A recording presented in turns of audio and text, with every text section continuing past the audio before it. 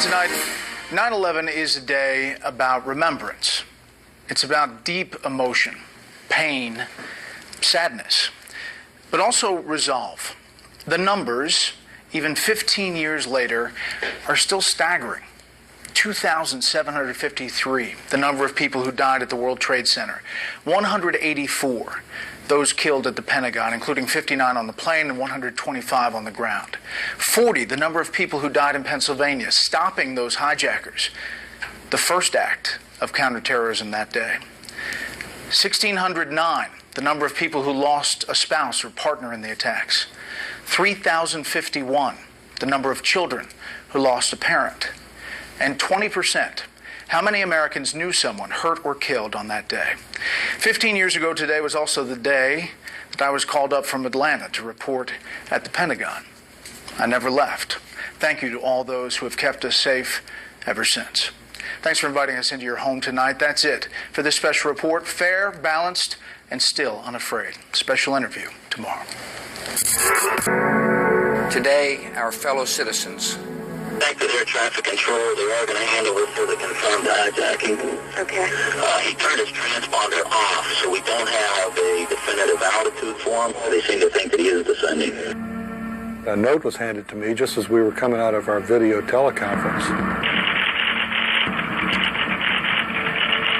Boston Center has a suspected hijacked airplane. I have put the F-15s at Otis Air National Guard Base on battle stations. And I said, scramble them, we'll hold them out over the water until we get the permissions if necessary. Alert for you right now. An incredible plane crash into the World Trade Center here at the lower tip of Manhattan. It's believed a 737 has crashed into. There's speculation at this point, but at least 3 floors taken out, crashed into the side of the building. Joining us right now, one of the producers with Fox Report, Owen Mugen on the scene. Owen, what do you know? What do you see? Where are you? Yeah, Ryan, I'm on the roof of my building, which is about 5 blocks to the south of the World Trade Center. I'm looking right now at the World Trade Center. There's a massive gaping hole on the second tower. It's about 15 stories from the roof. It's just unbelievable to look at. There's a massive hole. From the Fox 5 helicopter. And, I mean, what could you say? The 2 towers are home, at least during the day, to upwards of 50,000 workers in those 220 floors. We have a number of floors on fire. It looked like the plane was aiming towards the building. I was on the 67th floor when the first plane hit, and it took me a second or two to catch my breath. So I'm walking on B4, going towards the parking lots. All of a sudden, the whole floor, the whole building just rocked. It just rocked and threw you, and just threw you. You didn't know what happened. At 8:46, when boom, there's this loud explosion noise somewhere, didn't know exactly where. All I saw right up against the glass was fire, flame, just a... The corridor that I'm in, and then there's silence. For no apparent reason, I just turn looking toward Jersey over the Hudson, and I see fireballs falling down from the sky.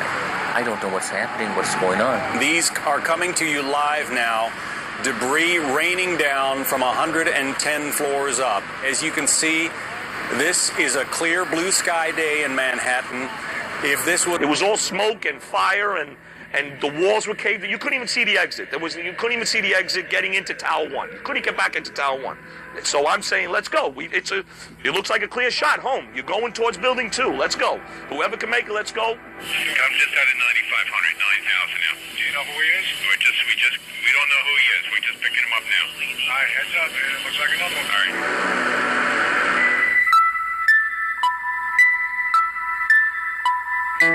Space, it's Craig. Are you there? Space. Okay, listen. Hearing news reports, a plane crashed into the other tower of the World Trade Center. Actually right near us. I mean, we can see it clearly. It's right on our level, too. I had 2 messages left on my answering machine.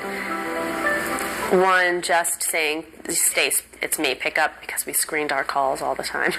And the next, that was 8:49. And then another message at 8:54, and it was him again, letting me know that I was going to be hearing on the news that the other tower had been hit. Everyone here is okay. It's kind of pandemonium, though, just because we don't know what the heck happened there.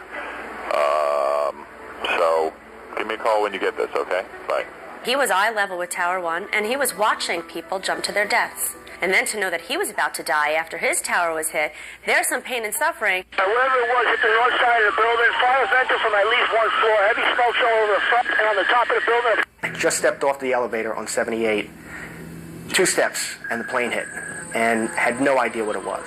A lot of the walls just disintegrated, and the elevator doors blew out, and flames shot out. So a few minutes after this happened, it was obvious that this was something a lot worse than what I originally thought it was. 10-4, we have units on the way up now. We're reporting fire on the 78th floor. That's uncontrolled time. I worked my way over to what I guess was the main exit stairwell. It was probably in the middle of the building, somewhere in the middle of the tower, and started going down 78 floors. We heard another noise, and the building shook again. Not as much as the first time. That had to be the second plane hitting the other tower. Somewhere in the 30s or 40s, the first firemen and policemen started coming up, and I finally made it down to the ground floor. We came out right in front of the plaza, which is the area between the 2 towers where the fountain is. And that was horrible. That was a war scene. There were fires. There was debris falling from both towers. I saw dead bodies out there. Right in front of the window, right in front of me, there was a body strapped to an airplane seat.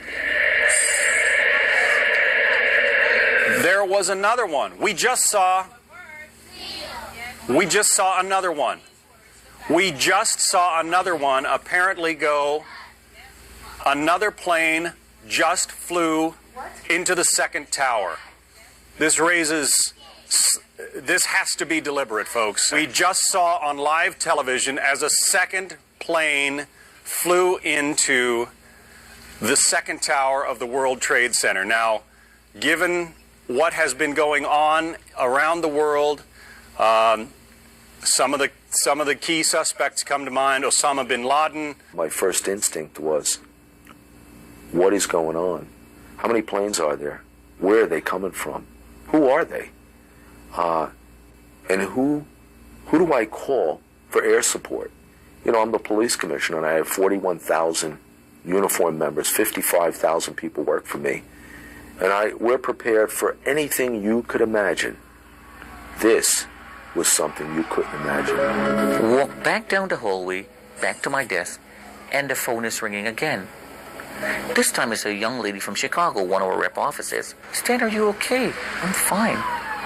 And for no apparent reason in mid-sentence, I just happened to raise my head watching straight towards the Statue of Liberty. And what I'm seeing here is a big, giant aircraft, gray, with red letter in the wing and the tail, coming straight, eye contact, eye level towards me. The next thing I knew, I dove onto my desk, huddled in a fetal position, screaming, crying, and the plane crashed in the building. The plane from coming straight towards me, and the bottom wing is wedged in my office door, 20 feet from where I was, under the desk. I know whatever blew up in the building, a lot of it came down the shafts and blew out everything, and elevator cables snapped. When you hear a 10,000-pound, 20,000, 40,000-pound elevator coming down the shaft, you're hearing people screaming, then all of a sudden you don't hear them screaming, you know the wall, you know they just died. Whatever was over there just died because it was just silence. You have a second plane into the other tower of the Trade Center, major fire. At 9:03 or whatever time it was when apparently the second plane hit, when boom, boom, there was a double explosion. I learned later it was the plane hitting the building and then it exploding. And for the next 10 seconds, I was terrified. The impact was so great and the sound that it made was so loud that I got temporarily deaf. I couldn't hear anything. And it looked like a demolition crew came in and just knocked everything over. The building just continued to move. Left toward the Hudson River, a long, long way. It felt like yards. Whether it was or not, I don't know. But the sensation was, we are going too far. We're going to fall over. Something's happened. I also knew in an instant it was terrorism.